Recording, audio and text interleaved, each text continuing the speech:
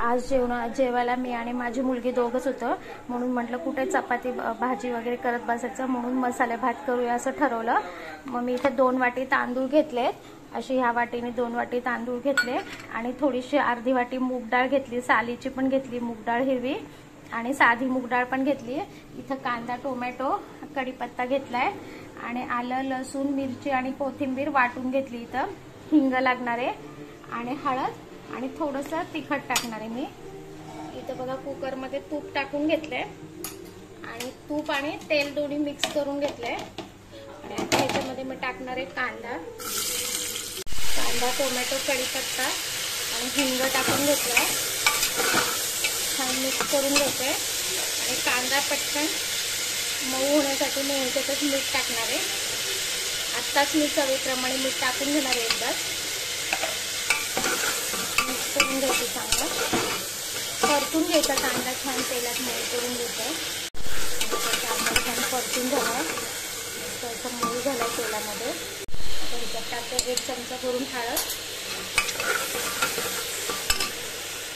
आणि आपण वाटण केलेलं टाकून देतो ह्याच्यामध्ये. परतून घ्यायचं छान.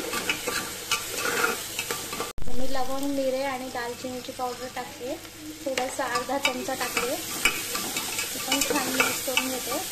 चमचा धणे पावडर टाकली आहे, ही पावडर मी घरीच करून ठेवली. धणे पावडर छान मिक्स करून घ्यायचं. त्याचे भांडे धुवून पाणी टाकते, परतून घेते.